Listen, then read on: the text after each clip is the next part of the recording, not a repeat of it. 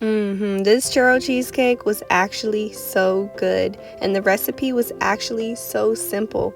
So I do want to share this with you, my sweeties. The first thing you need to do is preheat your oven to 350 degrees. The ingredients you'll need: 2 blocks of softened cream cheese, 16 ounces, 2 crescent dough rolls, 1 can of sweetened condensed milk along with 1 egg, a half cup of sugar, about 6 to 8 strawberries, a half tablespoon of cinnamon, and a 1/3 cup of brown sugar, also a 1/3 cup of sour cream. To a mixing bowl, we'll add our 2 blocks of softened cream cheese, 1 egg, your 1/3 cup of sour cream, and then you'll add the can of sweetened condensed milk. Now here's also where you add a tablespoon of vanilla extract. However, I almost forgot the most important ingredient, but you're going to see me add it here in a second. Now mixing this with your hand mixer is going to take like 4 to 6 minutes, depending on how good your hand mixer is. Trust the process. Just keep on mixing and mixing and mixing until you see the nice smooth consistency that you're going to see here in a second.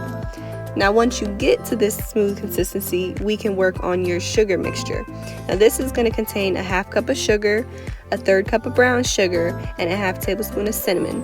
Mix this all well, and then you're going to coat this on the bottom of your baking dish after you spray it with your butter spray, canola spray, whatever you got. Then you'll go ahead and add a nice even layer of your cinnamon sugar mixture before you go ahead and crack open your first crescent dough roll and lay that on top. Once that's on there, you're going to add your cheesecake mixture that we made, spread it out nice and even, and then you can pop open the second crescent dough roll and put that on top. Of course, mine had to do a little malfunction here. And then sprinkle on some more of the cinnamon sugar on the top of that. And then go in and spray the top of this with some more butter or canola spray. Bake this in the oven at 350 for 30 minutes. And now's a good time to cut up your strawberries.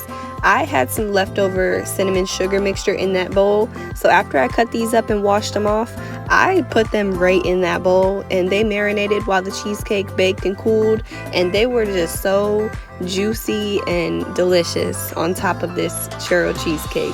I recommend you do the same. So like I said, baking this at 350 for 30 minutes, and once it comes out of the oven, let it rest for another 30 minutes, and then it needs to cool in the fridge for 3 hours. This is the final result. It was so delicious, like I said, and it was so easy to make. And that's why I highly recommend you make this recipe, because I know that you're gonna love it. So I want to thank you for watching my video. Please subscribe and do comment down below if you try this recipe, if you've ever tried a recipe similar, what your thoughts are. I would love to hear from you. And thank you again, my sweetie. See you in the next one.